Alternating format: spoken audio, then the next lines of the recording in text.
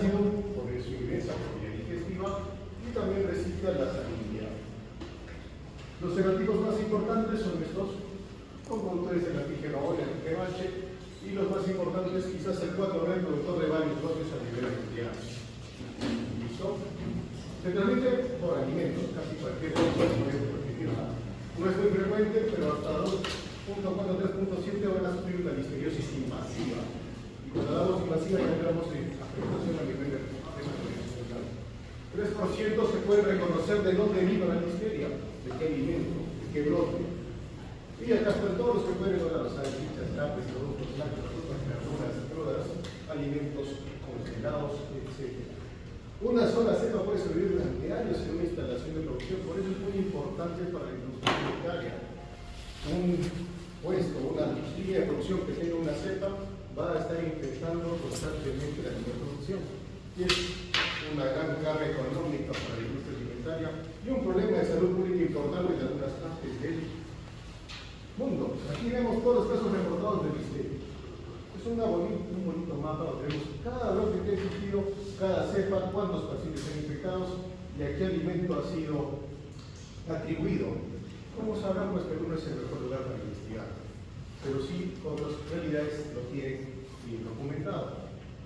Esto es lo mismo, un reporte en la bonita tabla de resumen, pero es un poquito más corto. Este era hasta el año 2000. ¿Listo? ¿Cómo ingresa? Primero tiene que ingresar por vía digestiva, o sea, un alimento que esté contaminado. Luego, nuestro intestino, pues, va a absorber a esta listeria y va a ir a hacer los nódulos mesentéricos. Finalmente va a ingresar a su primer punto de pasada, que es hígado y vaso, donde generalmente nuestro sistema inmunitario va a hacer su trabajo y va a evitar que esto prospere. En un grupo menor de pacientes con factores de riesgo que vamos a ver más adelante, como las gestantes pueden hacer infección placentaria y materna con abortos o sepsis neonatal en varios periodos y infección cerebral en las formas invasivas, generalmente en pacientes adultos mayores y neonatos. ¿Listo? Ahora, ¿cómo ingresa, pues? La listeria, una vez que ingresa al lumen, tiene una particularidad. Puede infectar directamente a las células y transportarse de célula a célula, haciendo que sea muy difícil para su sistema inmunitario encontrarla y destruirla. ¿Listo? Ese es un primer pasaje. Y lo hace a través de diferentes receptores. Una vez que llega a un ambiente adecuado, la listeria, por sus diferentes mecanismos genéticos, va a iniciar sus medidas de invasión a través de los receptores. Tenemos estos dos, la listeina y B, a través de los invasina A y B. Una vez que ingresa, acá viene la parte importante. Nosotros deberíamos destruirlo con una vacuna, hacer la digestión y destruir nuestro organismo. Pero acá tiene una toxina, la listerina O. No me equivoco, no les viene rápido.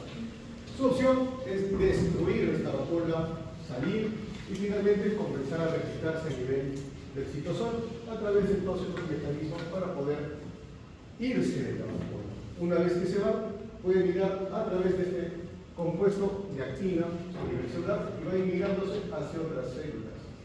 Por eso es que no necesita salir del entorno celular, no va al espacio intracelular y finalmente va de célula a célula invadiendo a la que está al lado y al lado y al lado.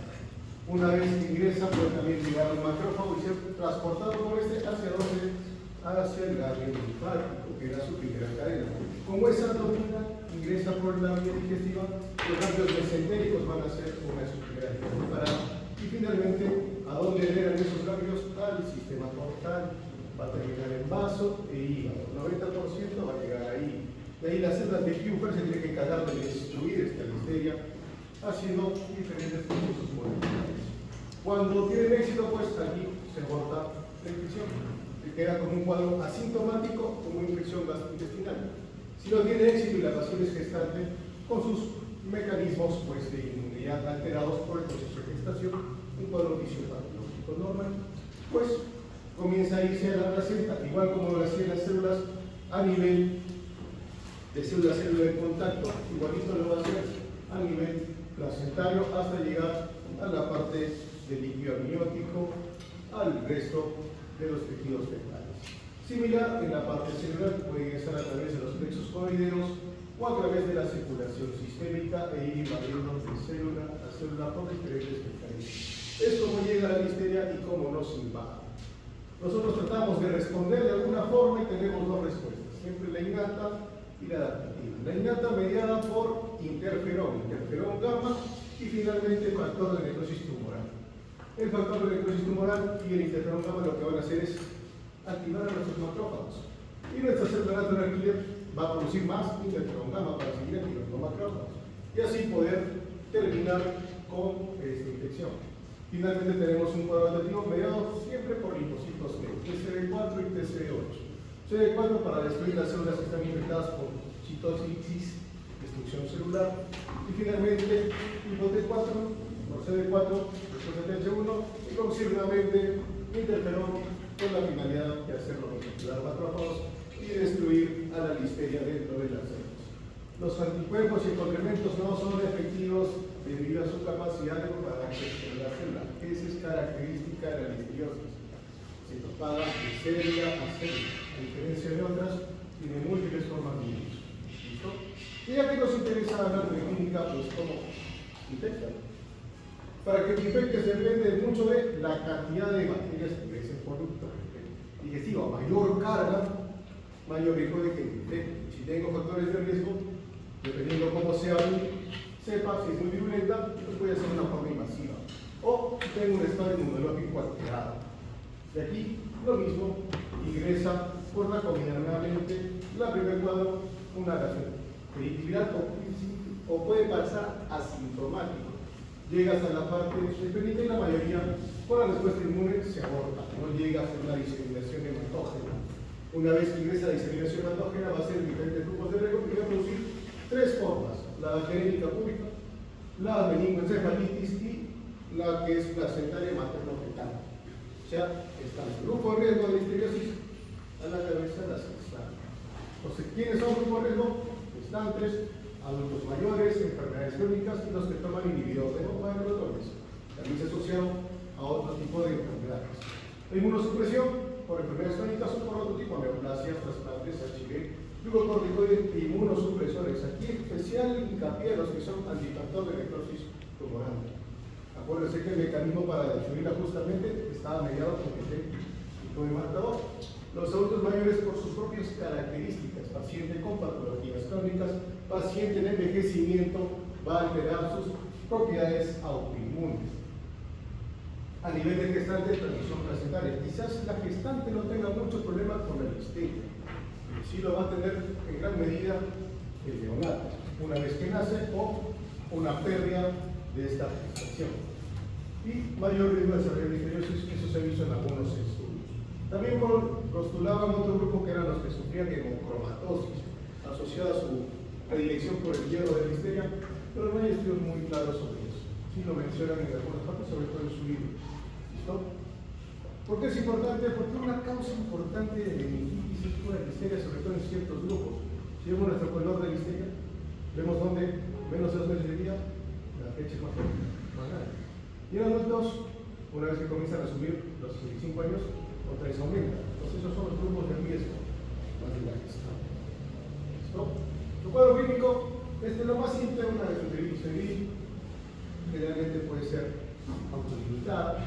La incubación varía de horas o días, puede ser menos de 24 horas para una gastroenteritis o hasta 11 días para hacer una enfermedad diseminada.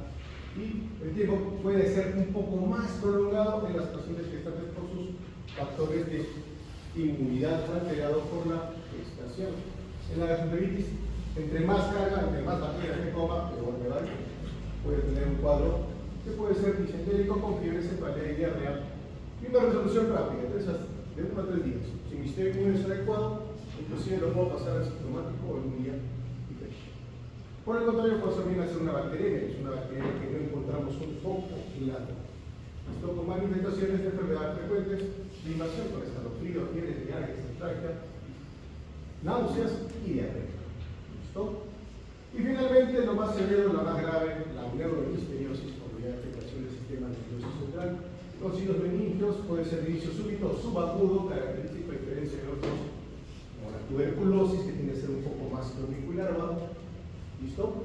Si los son menos frecuentes, pero sí la alteración de conciencia, tiene que ser una inflamación global del cerebro. Listo, mortalidad del 30%. Por eso es importante tratarlo. Y se acuerda su tratamiento empírico para las meningitis bacterianas, justamente se cubre a listeria. ¿Listo? Cuadro clínico, infecciones focales también pueden ocurrir, pero son muy raras. Pueden producir endocarditis, sí. Puede producir una neumonía, abscesos, peritonitis, artritis, osteometitis, infección urinaria. Puede llegar a cualquier lugar porque sufrir condiciones hematógenas. Pero es muy raro, depende de muchos factores de nuestro muestre para poderlo hacer. Gestantes es un grupo poblacional importante, generalmente más riesgo en el tercer trimestre, y tienen ellas estar asintomáticas. Pueden tener un cuadro gripal y finalmente tener otras alteraciones de la gestación, abortos, partos prematuros, un parto normal a término, y finalmente recién nacidos, otro de sus puntos importantes. El 88% de los recién nacidos se van a enfermar. Si la madre estaba con listeria, se van a enfermar. Y estos van a tener dos puntos: una sepsis de inicio temprano, menos de 48 horas, o inicio tardío, más de 72 horas. Para tener en cuenta cuando lleguen pediatrías, su chamba pensar en listeria. El diagnóstico depende de la sospecha. Si tenemos un antecedente de consumo de alguna sustancia, estamos dentro de un brote y identificamos un alimento, pues nuestra sospecha va a ser listeria.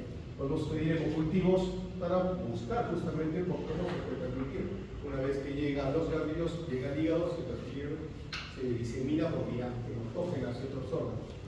¿Listo? También se puede pedir cultivos en líquido cefalorraquídeo, en líquido amniótico, en tejidos placentarios y fetales, en el caso de estudios de abortos o en el parto, para poder buscar. Acuérdense que esto invade células, lo podemos encontrar de esa forma en histopatología. Otros, tenemos diferentes medios de cultivo que podríamos utilizarlo, pero disponibilidad nosotros no tenemos, pero sería uno. PCRs de panel múltiple, hubo un tiempo que en esta ciudad se hacían los primaries, que inclusive podríamos ver si había en los líquidos cefalorraquídeos en un panel de meningitis, sería componente de lo que es listeria. Y finalmente, por espectroscopía, tipo Malipano. El tratamiento simple, ampicilina. La gastroenteritis candida, si es segundo componente, se disuelve. Si tiene ciertos factores de riesgo, amoxicilina o pimetropin sulfonamidazol. Aquí está la dosis, el tiempo es corto, depende de 5 días, 500 miligramos de moxi, y 3 de 5 días en el caso del pimetropin doble estrecho, o sea, 800 o 260. ¿Listo? En caso de bacterias, en gestantes, ampicilina por 2 semanas, torramos cada 4 horas. En caso de meningitis, ampicilina, torramos cada 4 horas. ¿Se acuerdan del tratamiento del síndrome meningio bacteriano? Utilizar ceftriaxona, vancomicina y ampicilina. Esta es la explicación de por qué, además de cubrir otras cepas que también son parte de la meningitis. Alternativas también tenemos timetropin, dinero endovenoso, no disponible en nuestro medio, pero que es la dosis que se necesita. Meropenem también se puede utilizar, aunque el pasaje de valor hematoencefálica es un poco más difícil. Inesolid, el tratamiento es de 3 semanas, 4 o 6 semanas hay un acceso, hay compromiso de todo el sistema. Para que vean todos los patógenos que pueden existir y los que se van a coberturar con el tratamiento intravenoso más importante. Para personas de edad avanzada, aquí están los que pueden ocasionar, aquí entramos nuevamente con listeria. Recién nacidos nuevamente con listeria, por eso son los grupos poblacionales de riesgo.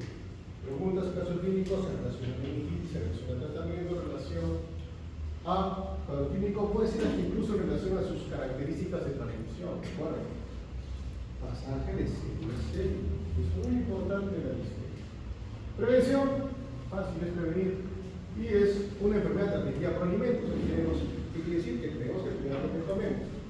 Cocer completamente las carnes, lavar bien las frutas y verduras, un lavado de manos, utensilios y demás, y evitar lácteos no pasteurizados, que es lo principal por donde se transmite. Y finalmente, se puede utilizar profilaxis sobre todo en pacientes HIV cuando se utilizan medicamentos, también nos cobertura contra esto. ¿Preguntas?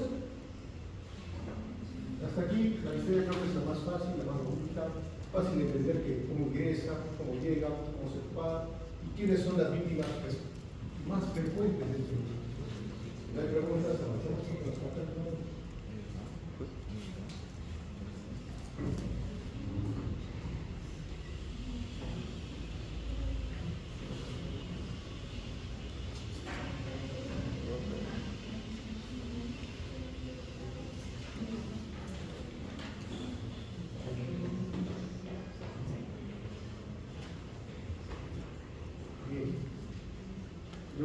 acelero un rato. Empecemos por lo interesante.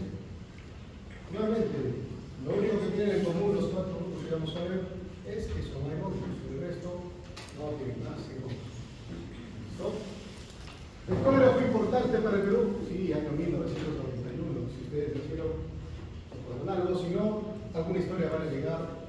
Han quedado bonitos titulares de esta época. Fue un caos. Los pacientes se morían. Y se morían por la deshidratación severa.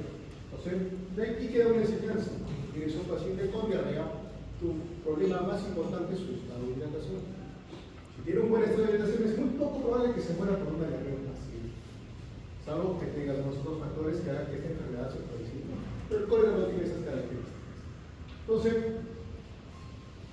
¿de qué es miembro? De los géneros virus producen síndromes infecciosos importantes. Es una enfermedad de cadera hasta ahora el más importante virus cólera y causado de 7 pandemias a nivel mundial. El último con su tipo de eso es lo que pasó en Perú, ¿no?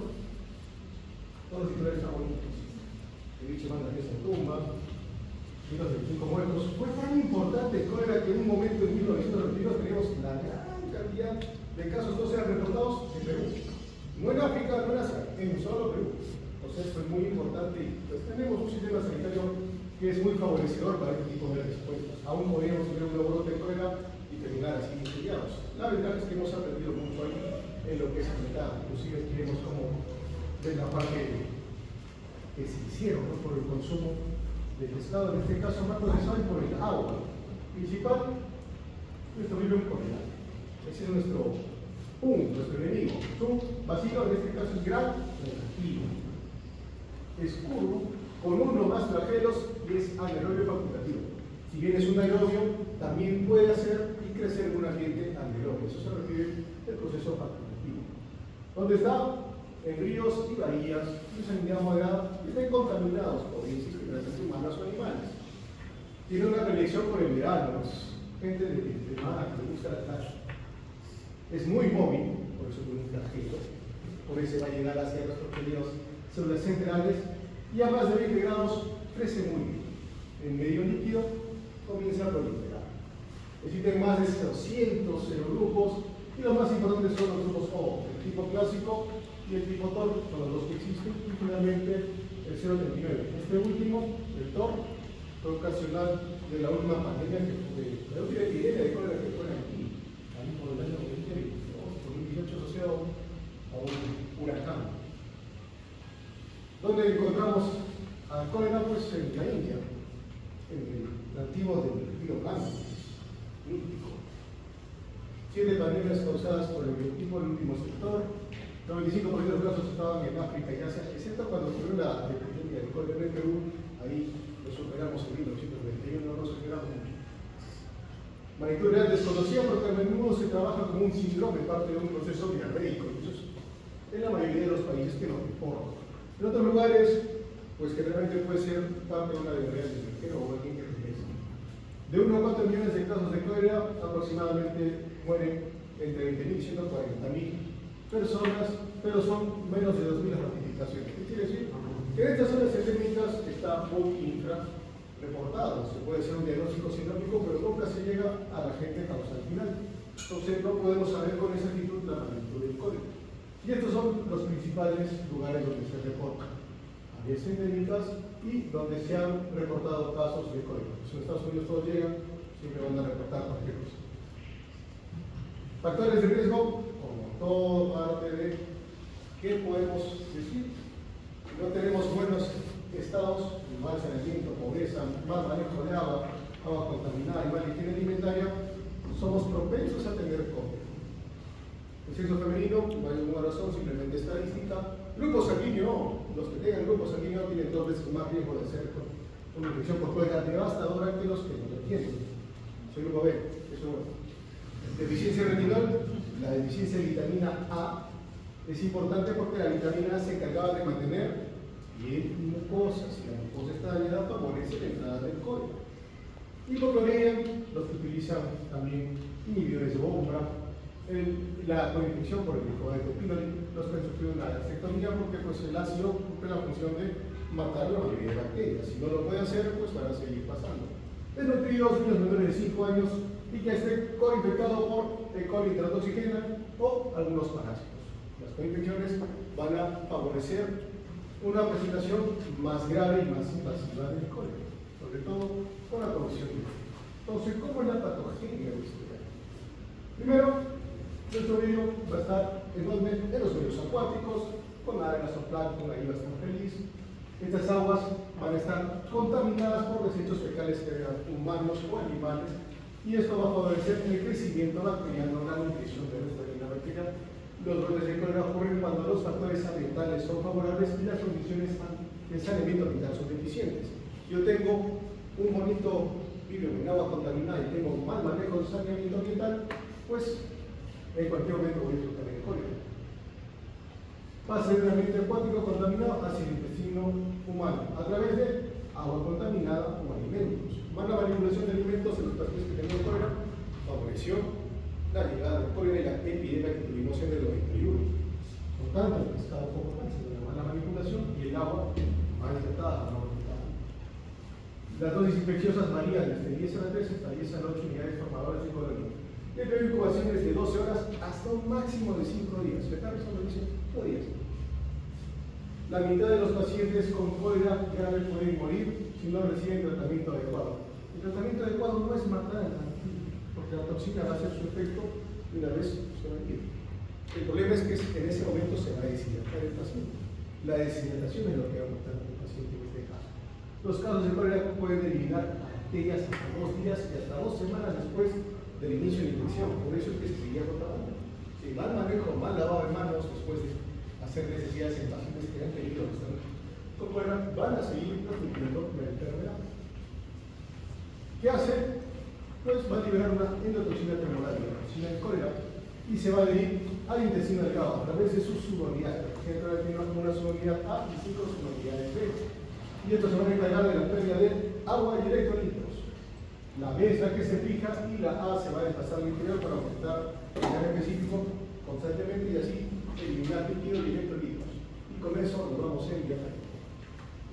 Entonces, una vez que llega nuestro lumen, nuestra lumen cólera va a ir en busca de nuestras microvellosidades para ingresar a través de diferentes canales con sus unidades. La producción de toxinas se van a fijar a nuestras queridas células. Ahora, acá hay un ambiente de competencia.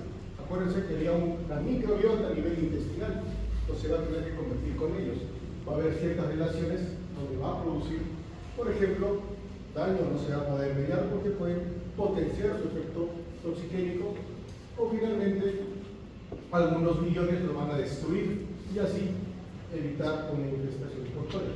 Una vez que llega, pues van a segregar la toxina de cólera y esta se va a unir a las células. Una vez que ingresa, va a comenzar a producir aire específico y finalmente nos vamos a deshidratar. Vamos a producir una diarrea acuosa. Lo que nos interesa, el cuadro clínico. El cuadro clínico es simple. Va desde el asintomático hasta una diarrea grave. Tiempo de incubación de 24 a 48 horas según su libro Harris.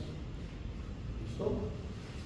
La diarrea líquida e indolora, que son los leves. En los cuadros graves, diarrea explosiva de comienzo repentino, con un volumen fecal de 250 por kilo en 24 horas. ¿Se imaginan cuánto es un volumen de 250 centímetros cúbicos por kilo en un paciente que pesa 60 kilos? Si no, saquen su calculadora.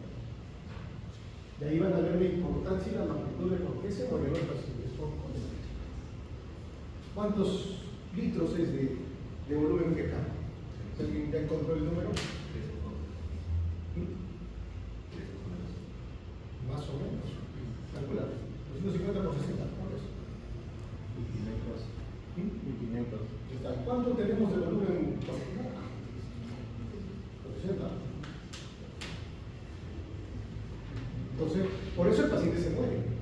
Porque el paciente no tiene tanto líquido en su cuerpo como para poder mantener esta pérdida brutal de electrolitos y agua. Por eso, las medidas de rescate se hidratación. ¿No? Una vez que comienzan a aparecer electrolitos, ¿qué va a haber? Calambres, dolor, parestesias, por la pérdida de electrolitos, no por la función de la bacteria. Listo, y finalmente entramos en la etapa de shock y si no lo revertimos, pasamos a la siguiente fase, el siguiente plano astral, ¿no? O sea, nuestra meta es mantener el estado de hidratación. El cólera produce una diarrea acuosa, llamada el agua de arroz. Es líquida, no brillar porque no tiene tiempo para producir, de color gris, un poco turbio con ciertas partículas, sin moco y mal oliente. Es una característica de diarrea por cólera. Ahora, dependiendo cuánto volumen perdamos, pues vamos a tener complicaciones sistémicas. Si perdemos un 5% de nuestro peso corporal en líquido, lo que primero que vamos a tener es nuestro estímulo de sed. Nos va a dar ganas de beber agua, Coca-Cola, Vaporé, lo que sea. Y por el contrario, la pérdida comienza a subir, ya vamos a tener hipotensión postural, debilidad, taquicardia, disminución de la turgencia cutánea, es un signo de deshidratación. Si la cantidad comienza a subir por encima de 10, ya nuestros riñones tienen que comenzar a sacrificarse, a ver oliguria, va a haber pulso débil ausente, comenzamos a tener hipotonía ocular, somnolencia, incluso podemos llegar al coma. Finalmente, las complicaciones van a derivar de un fracaso renal agudo con necrosis tubular aguda, por un proceso de infección severa, un mecanismo de la falla renal aguda. Lo que nos dice la OMS es importante porque es parte del esquema de tratamiento. Que si lesión grave, cuando un paciente está letargo o inconsciente, incapacidad para beber o amamantar en caso de lactantes, pulso radial débil, desaparición movimiento pericutáneo y una disminución del gasto urinario, menos de 0.5 por kilo por hora. Esa es la definición. Algún grado de deshidratación, hay ojos hundidos, bajo binocular, ausencia de lágrimas, sequedad de mucosas, lengua y la mucosa, en este caso bucal, sed, una gran predicción por beber agua y desaparición de terapia bucal. Y finalmente, si no está deshidratado, pues nada, a lo mucho sed. Es importante porque dependiendo de eso viene el tratamiento. ¿Listo? Ahora, ¿cómo hacemos el diagnóstico? Es una diarrea líquida en una zona de una alta prevalencia, pues ya tenemos la sospecha. Identificación en heces también se podría hacer, costo-beneficio muy poco. Se puede hacer por método directo, por microscopía de campo oscuro. Se puede cultivar en diferentes medios, como estos salares, pero generalmente la ventaja y la identificación casi no tiene mucha importancia. En áreas endémicas no se necesita la confirmación para iniciar tratamiento. Todo el clínico compatible inicia el tratamiento. También existieron tiras reactivas para medir antígenos cólera. Si tu paciente que está deshidratado, pues puede tomar agua solo. Y aquí tenemos las sales de hidratación oral. Fue las medidas que salvó muchas vidas en lo que fue el cólera en el año 1991.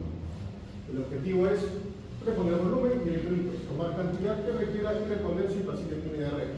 Por eso cuando ustedes, si se han dado cuenta o han pasado prácticas o han visto en la visita, cuando alguien tiene diarrea, se ponen reposición, volumen a volumen. Hacer reposición, reponemos volumen. Esto fue algo que quedó del cólera, de esta parte de reponer volumen y evitar así deshidratarse. Finalmente, la sal de hidratación oral. Existen dos tipos, ambas tienen fosforilados y tienen diferentes composiciones entre sodio y potasio. Todos tienen electrolitos de sodio, potasio, cloruros y glucosa. Esa es la combinación. Mayor o menor cantidad de sodio, finalmente, un poco más o menos cloro, pero el objetivo es reponer volumen y electrolitos, que es lo que estás perdiendo con tu diarrea. Administración frecuente cada 15-30 minutos, 2 litros diarios como mínimo y agregar 200 centímetros cúbicos por cada disposición. En un paciente que no tiene signos de deshidratación. Si el paciente ya tiene algún signo de deshidratación, además podemos darle su suero, si lo tolera, y monitorizar sus signos clínicos en caso de pacientes pediátricos. El objetivo es darle entre 2 a 4 litros en 4 horas. O sea que tu paciente tiene que aceptar volumen. Acuérdense que la deshidratación por cólera no es como las diarreas usuales, el volumen es mucho mayor. Entonces por eso requiere mayor cantidad de volumen en el menor tiempo posible. ¿Listo? Dar tratamiento central con vigilancia estrechas. Si hay náuseas por el suelo, se puede dar también por sonda nasogástrica. La idea es hidratar a tu paciente de buena forma o de mala forma por sonda nasogástrica. La idea es que se hidrate. Finalmente, si tu paciente está grave, está chocado, pues solo te queda ideal si tuviéramos la tratamiento. Dios no nos agarre en una epidemia de cólera en esta semana porque ya no tenemos suelo fisiológico. Entonces, la alternativa justamente es el suelo fisiológico. En 1 hora 50 por kilo de peso, imagínate, 60 por 50, ¿cuánto te sale? Son como 3.000 de volumen. Ya, esa es la primera hora. La segunda hora le bajamos a 25 y la tercera hora a 25. El objetivo es mantener constantes vitales estables. Recomendaciones: en ausencia de pulso radial, es una emergencia vital, coloque dos vías periféricas y bombee soluciones. Se ha reportado, incluso colegas más antiguos, que cuando tuvieron que enfrentar el cólera, lo que utilizaban era colocar una vía y presionar el cloruro para que entre a la mayor cantidad y velocidad posible para sacar la mayor cantidad de vidas. Cosas que quedaron recuerdos de la guerra del cólera. Se puede usar cloruro de sodio si no tenemos la cuenta rica. No usar suero glucosado. No está indicado la dextrosa en 5% de pacientes, no hidrata. No tiene electrolitos, la dextrosa solo tiene glucosa, 50 gramos de glucosa en un litro de agua. En cambio, nuestro cloruro de sodio 0.9 por mil, no medifarma, es 154 de sodio y 154 de cloro. Pseudofisiología. ¿Listo? Ya después alguien se mencionó con la sal y todo lo mismo más. Ahora, iniciar el tratamiento oral apenas pueda y sea posible. Si tu paciente recupera esa conciencia, puede beber, inicia suero. O sonda y pasa líquido. Eso es lo que decía el cólera. Si llega otro cuadro de cólera, básicamente esta va a ser la recomendación. Es lo último que nos ha dejado la OMS. Antibióticos, se puede utilizar casos moderados o severos. Toxiciclina, una y ya, dosis única, 300 miligramos. Alérgicos, ciprofloxacino, 1 gramo, 2 tabletitas, dosis única, y ya. Antitomicina, 1 gramo, 2 tabletitas, dosis única, y ya. No es que requiere un tratamiento prolongado. En gestante se puede utilizar eritromicina cada 6 horas por 3 días o una dosis única de cipromicina solo en casos moderados o severos, como llevado a la hipertensión extrema. Podrían beneficiarse. Recuerden que el efecto del cólera es por la toxina del cólera, no es por la infección de la bacteria, sino por lo que produce. Prevenir es mejor que curar y para eso necesitamos un buen sistema político. Abastecimiento de agua limpia, instalaciones higiénicas para la eliminación de heces, mejorar la nutrición y preparación de alimentos, cloración del agua, vacunación, aunque es poco útil, se puede trabajar en zonas endémicas, las dosis y intervalos de 7 a 14 días para las vacunas del cólera, es eficaz para proteger a la población, pero solo en zonas de brotes, si hubiera un brote, podemos utilizarlo, o en zonas endémicas. Limitada y recomendada solo para las zonas endémicas, aparte de la vacunación. Eso es cólera. ¿Hasta ahí alguna pregunta? Cólera simple, te mueres por la diarrea.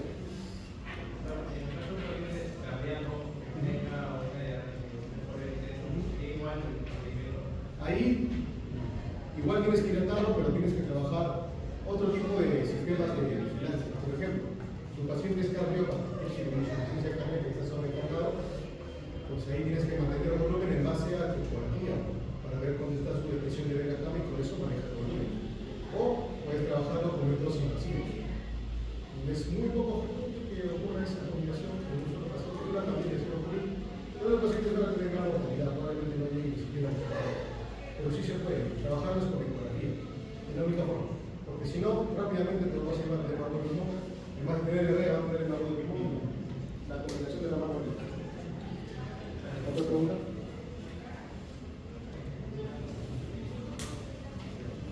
El caso clínico va a estar en relación a la deshidratación.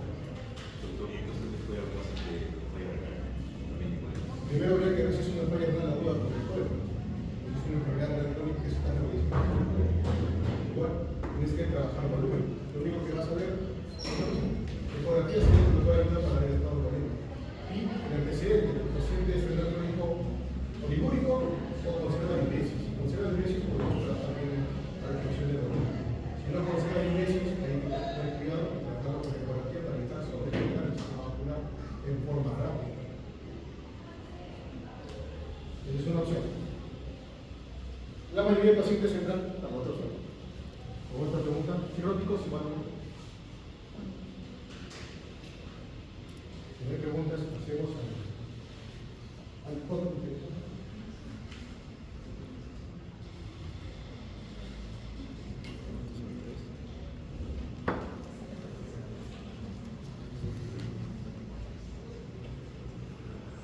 Nos toca carbunco. Quizás se conozca más como ángeles. es más bonito, se confundía mucho con la parte de las investigaciones dérmicas que vinieron por los grupos de Tarafa, etc. El carbuco fue importante en el 2001. En el año 2001, a algún grupo de terroristas se le ocurrió mandar los sobrecitos, sobre todo los gringos, con esporas, de este caso de Bacillus anthracis, y estos generaban el anthrax respiratorio. Entonces es un agente de bioterrorismo importante. Hubo igual lo mismo en la Unión Soviética ya por el año 1979. Ninguno de los países estaba bien. El anthrax ha sido escrito ya desde ese tiempo, es una zoonosis, afecta a animales.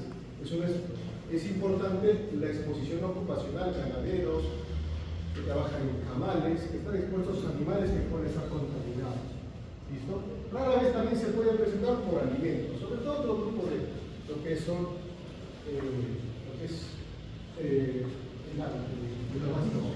los bacillus anthracis, en este caso bacillus ceruleus, es parte de la intoxicación alimentaria.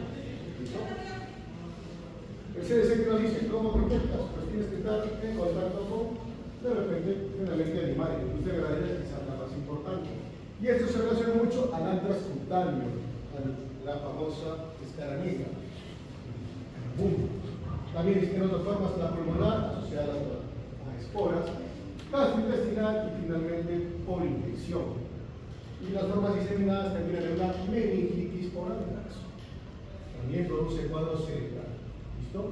Nuestro enemigo, el Bacillus anthracis, es un aerobio de aspecto y características de colonias en cabeza de medusa y zona de comer. Crece en la sangre, es un gran positivo a diferencia del anterior, productor de esporas, de endoesporas, y tiene más de 400 especies de Heterobacillus. ¿Listo?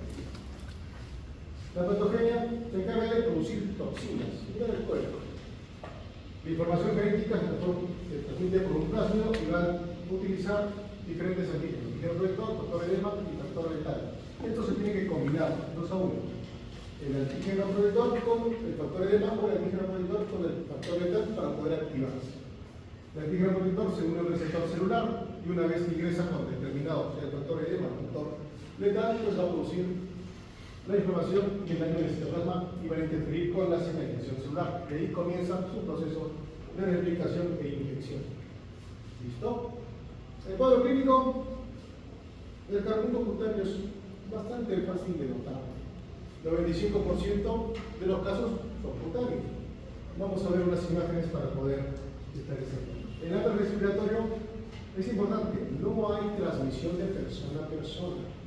Si una persona ha sido contaminada por este sobrecito de sus amigos terroristas, pues nos va a infectar a su colega, porque su transmisión, su replicación va a iniciar a nivel de los ganglios, a nivel de ganglios, en este caso mediastinales, y de ahí no hay comunicación hacia el ambiente, por tanto, no requiere un hacinamiento constante. ¿Listo? Replicación ganglionar. Y finalmente, el anthrax gastrointestinal, el 50% de mortalidad, según la puerta de entrada por donde llegue nuestra espora, sea respiratorio, gastrointestinal o, lo más común, a través de una lesión abierta en la piel. ¿Listo? El cutáneo entrará por una lesión en piel, va a generar entre el segundo y quinto día una válvula pruriginosa de entre 1 a 3 centímetros. Con el tiempo, esta válvula va a progresar a un anillo de vesículas con una ulceración y formación de una escala negruzca en el centro, alrededor, vesículas. Esta escala es indolora y no purulenta, no duele. Lo que duele son las adenopatías que pueden producir. Hay gran cantidad de edema, pero no produce el dolor como en otro tipo de reacciones cutáneas. En unas 3 semanas este puede curar sin dejar cicatriz. En caso de enfermedad grave, pues va a haber un edema intenso con afectación de toda la extremidad, formación de vesículas y diseminación secundaria. ¿Dónde? Al sistema nervioso central. ¿Listo? Mortalidad 20%. No es nada de especial, el 20% es alta mortalidad. Aquí vemos esta pequeña lesión. Anillo, vesículas, escala negruzca. Va bonito. Escala negruzca, anillo. Generalmente es exposición ocupacional, asociada a la ganadería. Entonces, las manos son las que van a estar más envueltas, porque se encargan del trabajo, llevar pieles, en la parte del carneo de carnes, etc. Y la forma diseminada. gran edema, formación de vesículas, compromiso de planos profundos. En este caso, de un paciente que tuvo una gastroenteritis. ¿Listo? También en gastrointestinal, cuando ingestamos las esporas con comida contaminada, carne contaminada, no es muy frecuente.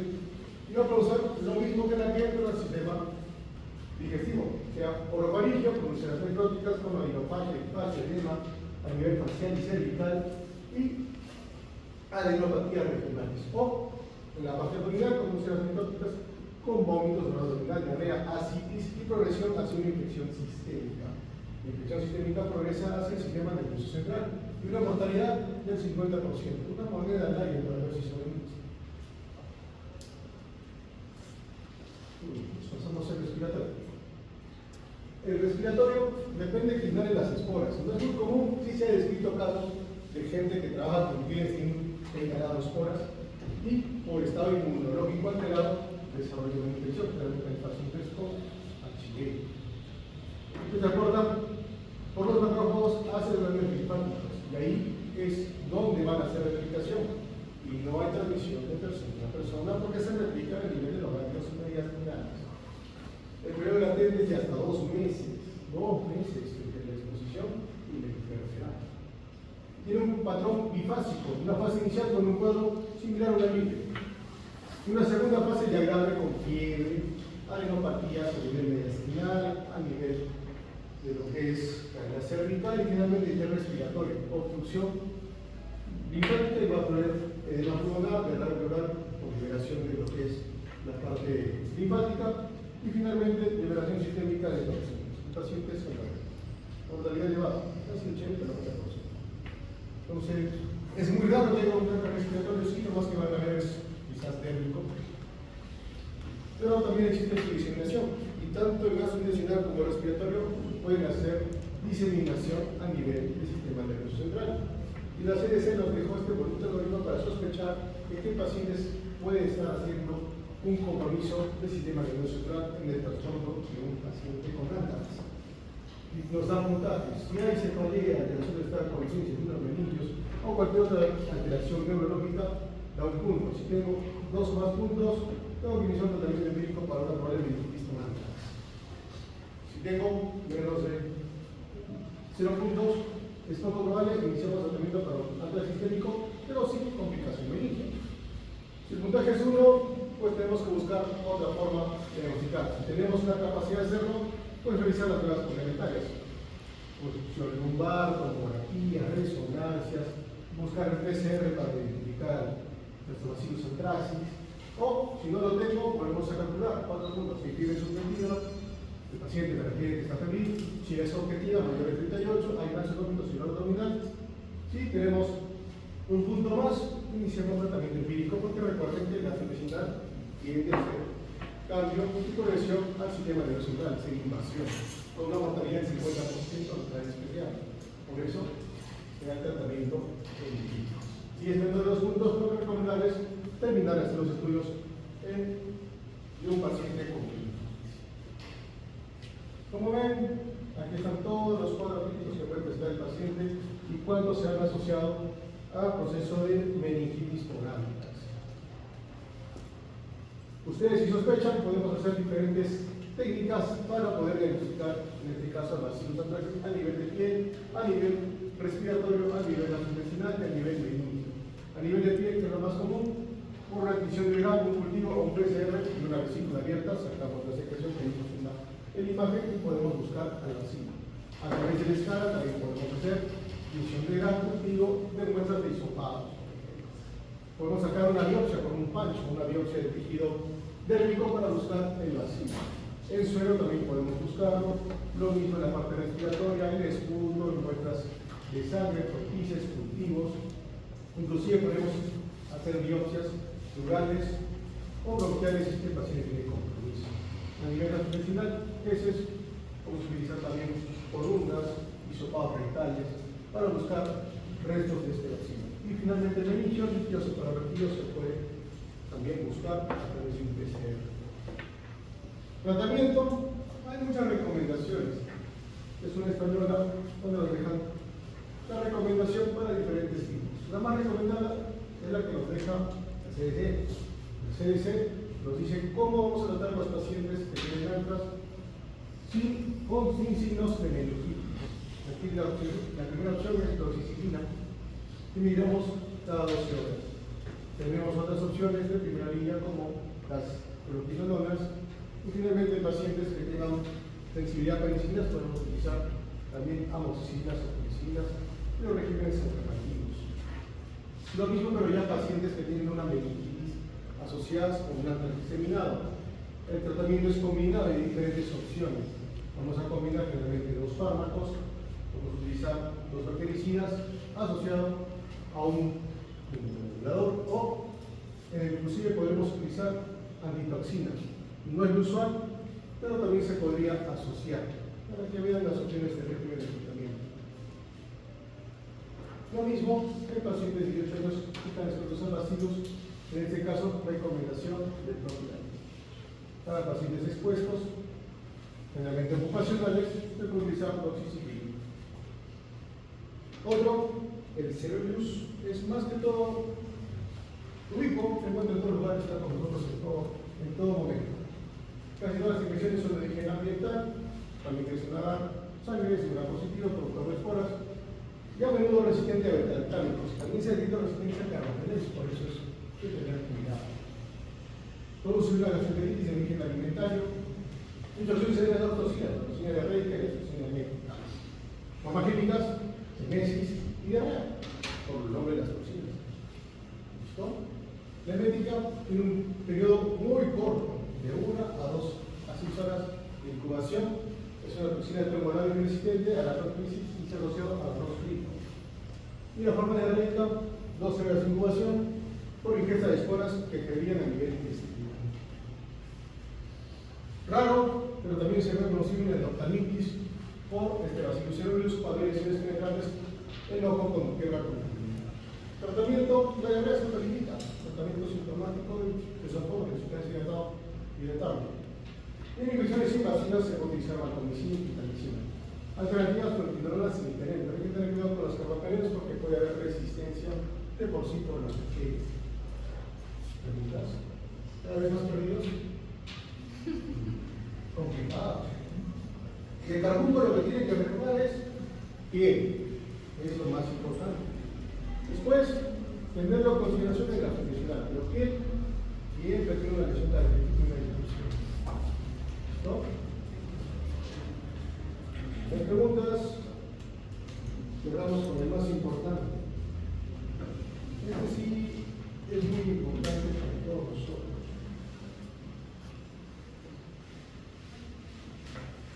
Hablar de bartonellosis es hablar de carrión.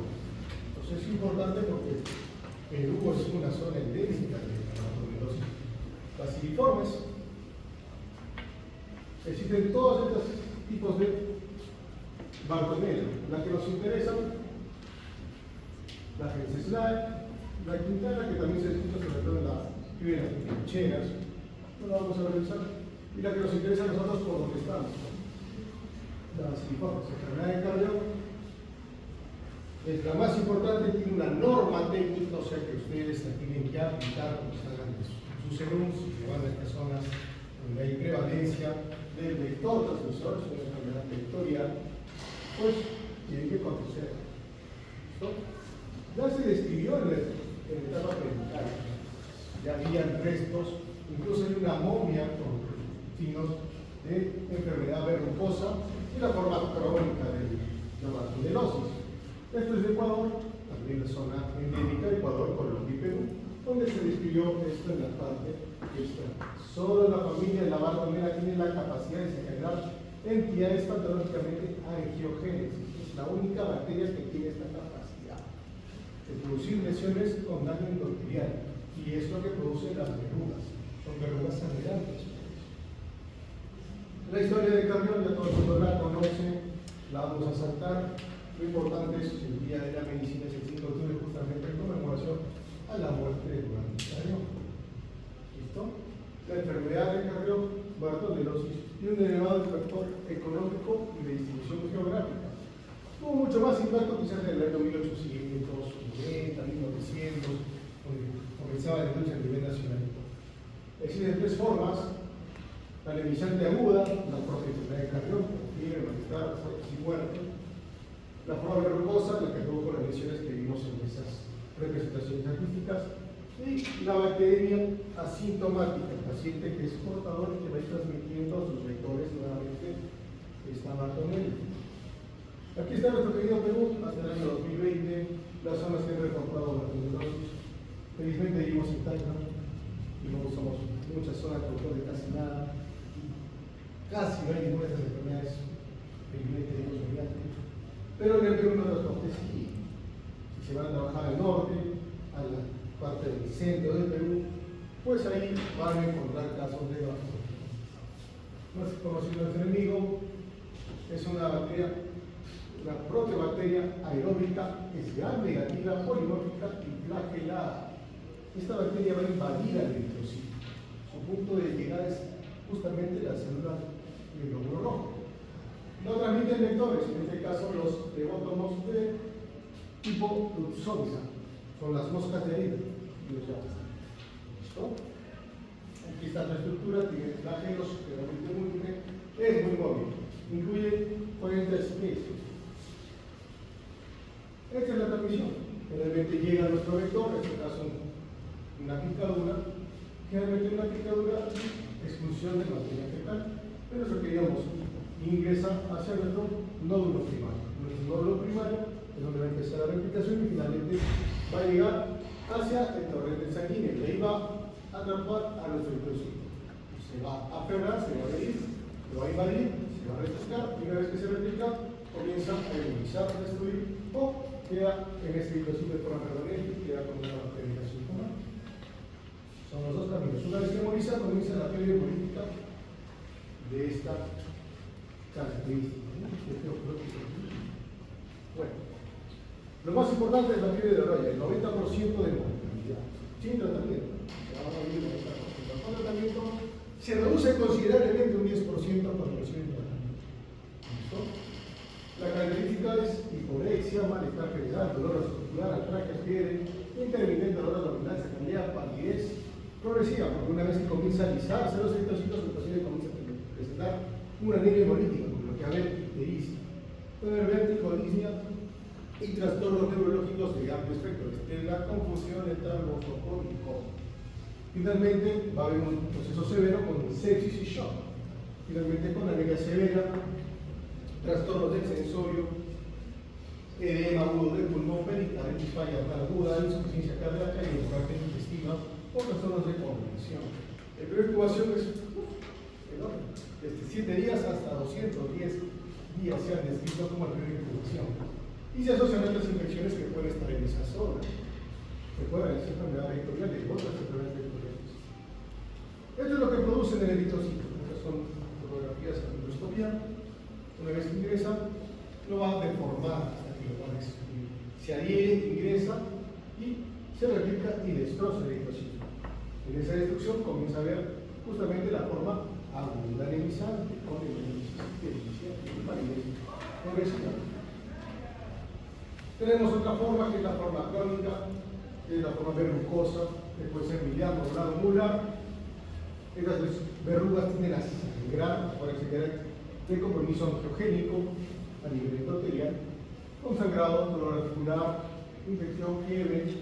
Estas zonas se pueden infectar, palidez y linfedema. Sin tratamiento puede remitir en 2 a 6 meses y también resolución a desarrollo asintomático de pacientes que portan esta enfermedad estabacalera. La forma sintomática, pues no tiene ningún síntoma. Se puede dedicar mediante exámenes con frotilla, sangre periférica, quizás sea el examen menos costoso y más práctico para la farmacodosis. Y finalmente, resoluciones genéticas y lo que mantiene la enfermedad. Los pacientes asintomáticos siguen siendo picados por estos vectores y nuevamente estos cargan la enfermedad y siguen propagándose como toda enfermedad vectorial. Esta es una imagen donde vemos todos nuestros clientes eritrocitos parasitados por esta bacillus, en este caso por esta Bartonella bacilliformes. El problema es que justamente los van a comenzar a destruir. Y en la destrucción está el proceso agudo de la enfermedad de Carrión. Tenemos una norma y hay que ser lo que dice la norma. La norma es ley en el Perú. Entonces tenemos dos casos, los agudos y los crónicos. Los agudos, para la vacunación aguda, ¿cómo lo sospechamos? Primero, si procede de una zona endémica o áreas de transmisión de Bartonella. Vimos el mapita, esas son las áreas de transmisión de Bartonella. O si se reporta un nuevo lugar de transmisión, también es importante. Reside, vive o trabaja o vea por ahí. O si es pariente de vive junto a un paciente con Bartonella, es muy probable que también la siga. Recuerden, vectores. Cuadro clínico, sensación desantérmica o la presencia de uno o más episodios febriles en los últimos 14 días, sin evidencia de un foco al examen clínico. Precede a la fiebre, el malestar general, decaimiento, artralgia, hiporesia, y en la evolución comienza a presentar anemia e ictericia, hemólisis. Recuerden, hemólisis va a producir anemia e ictericia. Con eso ya tenemos la sospecha clínica. ¿Es un caso probable o es un caso confirmado? Confirmamos si encontramos a nivel bacteriológico la bacteria, la Bartonella, mediante un frontilis, un hemocultivo, una serología, un PCR. Lo que vimos antes es un frontilis. Entonces es fácil de sacar y sospechar según las características con un buen microbiólogo que haga el trabajo, un médico clínico que se encargue del laboratorio clínico para hacer el diagnóstico rápido. En la práctica, primero, ¿qué es lo que vamos a hacer? Tomar una muestra de sangre para cumplir el sangre periférico y una de los tablas y dos láminas. El paciente con criterios antibióticos clínicos cumple AIL, iniciamos tratamiento contra la Bartonella clínica. Si ya lo tenemos documentado, iniciamos tratamiento inmediato contra la tuberculosis aguda. Siempre es importante los factores de riesgo. ¿Qué factores de riesgo hay para que un paciente haga una forma grave de Bartonella? Ser gestante, tener más de 50 años, menor de 1 año, que tengan enfermedades crónicas, diabetes, grandes, cirróticos, cardíacos, infecciones recurrentes, concurrentes generalmente HIV, estreptocoquiloides, también se quitó, HTLV1, anemia que exista previamente, porque si ya teníamos anemia, una fiebre anemizante, como que no es la mejor combinación. Desnutridos, gran carga de parasitina, la mayor cantidad de glóbulos rojos en la lámina están dados más del 80%. Que el tratamiento haya demorado, recuerden si hay sospecha de una zona endémica y cuando el médico es compatible, se inicia el tratamiento empírico. Si demoramos, tiene peor pronóstico y alto riesgo de forma grave. Intolerancia gástrica, que tenga una reacción a nuestro tratamiento, o que haya recaído en menos de 2 meses. Son pacientes que tienen que hacer alguna forma grave. Y criterios de alarma, ¿en qué pacientes que ya son diagnosticados dicen que van a ir mal? Paciente que tiene fiebre persistente por encima de 39 grados o que dejó de hacer fiebre con tratamiento y nuevamente empieza a hacer fiebre. Son pacientes que pueden ir mal, en cuadro glicemia, taquidia, pulso débil, hipotensión, alteración del estado de conciencia, oliguria, menos 0.5 kg, hipotermia, en este caso 35.5 para la temperatura axilar, púrpura o coagulopatía, anemia severa y deterioro pese al tratamiento. Son pacientes que indican que van a tener mal pronóstico. ¿Y qué factores están asociados a mortalidad? Si el paciente está en coma, está asociado a mortalidad. Si hace la sarja, está asociado a mortalidad. Si hace la púrpura, está asociado a mortalidad. Y si hay hipotermia, en la de 36 también hace mortalidad. Si no, es un poco después del hipotermia, no con el 35.5, 36, 36.5, dependiendo de qué termómetro utilice. El esquema de tratamiento, lo que más nos interesa, cómo tratamos a una paciente que no tenga una forma complicada y un paciente con una bacteria asintomática. El tratamiento es oral de elección ciprofloxacina. No es lo mismo en pediátricos, porque el ciclo no sería de pediátricos, sería amoxicilina. Para gestantes, igual, amoxicilina, ciclo está relacionado con el efectos efectos. Y los alternativos, amoxicilina, un granito, carbamazepine, nitrotimozazol. Tratamiento generalmente en 2 semanas. Ciprofloxacina 500 cada 12 horas por 2 semanas en un paciente asintomático para erradicar el daño de la EPD, facilitar los vectores, o el paciente que está haciendo un cuadro grave o está complicado. En el caso del cuadro grave, el tratamiento es intravenoso y es combinación. Ciprofloxacina y cetapima, opción, ciprofloxacina 400 cada 12 por 3 días y luego reducir Auxilios cada 12 y si hay buena respuesta, pasarlo a vía oral. Y la cetoxana 2 gramos cada 24 por 7 a 10 días. Alternativas, ceftazidima y amilcacina. La utilizan ahí para los pacientes. Gestantes igual, pero como nos explicaste, pero son cloraphenicol, amilcacina, ceftazidima, amilcacina. La norma no es clara sobre un paciente alérgico a beta-lactámicos que vamos a hacer, así que sería individualizado. ¿Listo? En el caso de un proceso crónico verrucoso, igual tenemos que tener procedente sometético varias nuevas de transmisión reportadas de Bartonella, que tenga el vuelo clínico compatible, presencia de lesiones verrucosas en clientes sonoróticas fácilmente sangrantes y nódulos subdérmicos poco consistentes, móviles, pero no dolorosos, únicos o múltiples, en tamaños que pueden variar desde multiformes hasta mayores de 40 milímetros. No monitorear ninguno, o si ya está confirmado, pues tenemos a través de un hemocultivo infantil o una prueba de histopatología. Y finalmente la terapéutica, si tu paciente cumple A y B, iniciar tratamiento empírico para la forma verrucosa. Si ya tenemos confirmado por laboratorio, iniciamos rápidamente el tratamiento para la forma sólida. Aquí están las lesiones de un paciente con una verruga peruana de la cama verrucosa de la Bartonella. Lesiones fácilmente sangrantes, predilección por los miembros superiores e inferiores y cara, por eso la imagen principal. El tratamiento, acitromicina para todos. Y esto teníamos por 7 días, y ahora en gestantes 1 gramo a la semana por 3 semanas. Alternativas tenemos rifa, eritromicina y ciprofloxacino. Rifa cuidado porque es parte del tratamiento que generalmente no se utiliza para otras cosas, pero se puede utilizar según la norma. Aquí hay que tener en cuenta evolución.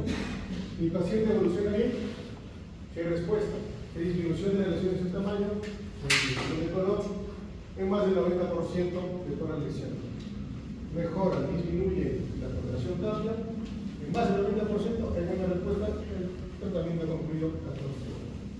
Por el contrario, si la respuesta es regular, entre el 50 y el 90% de las lesiones han reducido, podemos utilizar una dosis más al 14º día de refuerzo de 1 gramo, o sea, de 2 tabletas de acitromicina. Por el contrario, si no hay respuesta menor del 50% de lo que son las lesiones, suspender y rotar a un otro tratamiento. Igual, si iniciamos un alternativo, tenemos que valorar a los días. En el caso de la rifampicina, se valora igual. Si la respuesta se completa 21 días. Si una respuesta deficiente o regular, se completa hasta 30 días. Y ahí para la respuesta se tiene que buscar la rotación. Todo va a depender del número y reducción de las lesiones térmicas. Para terminar, otra Bartonella genesiana clásica, asociada a gatos. La enfermedad por arañazo de gato, producida por la Bartonella genesiana, realmente se produce por, uno, el contacto con estos especímenes que están cargados por pulgas y que la transmiten, y otros asociados a las lesiones producidas por el gato que se encuentra dentro de sus fluidos, en este caso salivales. La Bartonella genesiana es un cuadro que se va a autolimitar. Realmente, una vez que aparece, solito se va a ir. Muy pocas veces recibe un tratamiento o tiende a diseminarse. Hay dos formas de presentación: la típica ganglionar o la típica con afectación en múltiples órganos sistemas, desde la parte ocular hasta diferentes órganos, hígado, vasos y desquite. Se manifiesta en todo el mundo, tiene un predominio por el otoño y invierno y generalmente en niños.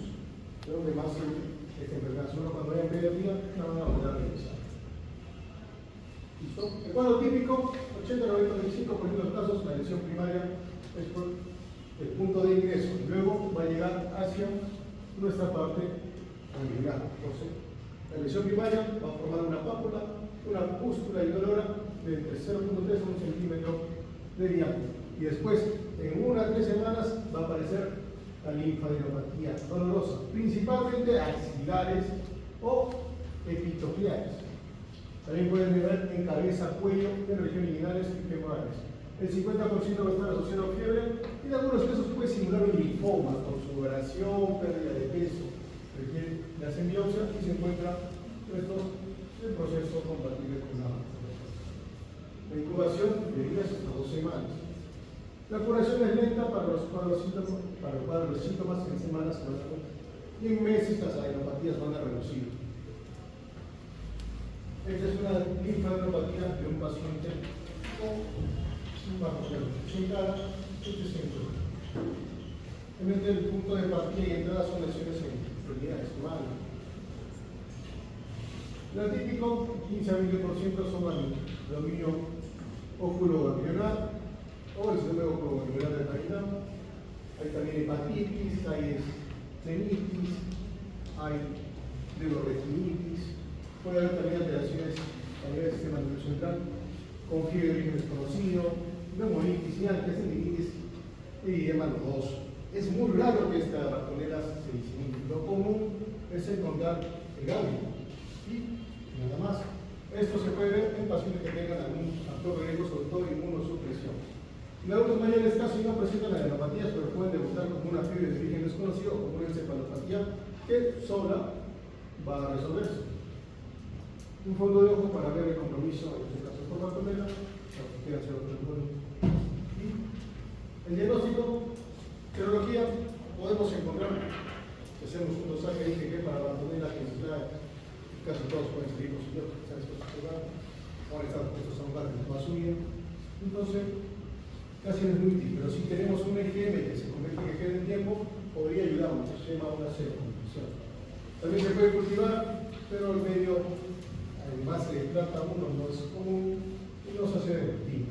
Podemos encontrarlo por PCR a través de tejidos, pus, de la lesión en este caso a nivel ganglionar principalmente. Tratamiento simple, acitromicina, digamos, una vez y ya. También podemos utilizar 250 por 4 días y ya. Es el tratamiento para el paciente con la bacteria. Alternativas: eritromicina, rifampicina, metrometoprolol, ciprofloxacina. En problemas neurológicos y oculares, pues se va a utilizar tratamiento con doxiciclina extravenoso asociado con rifampicina y con corticoides. Esas son unas recomendaciones del SAUCO. Como ven, la que más nos interesa en la ratonera es la primera, una norma normativa, que probablemente se pregunte. En el caso clínico, es parte del tratamiento, donde están las tablas ahí.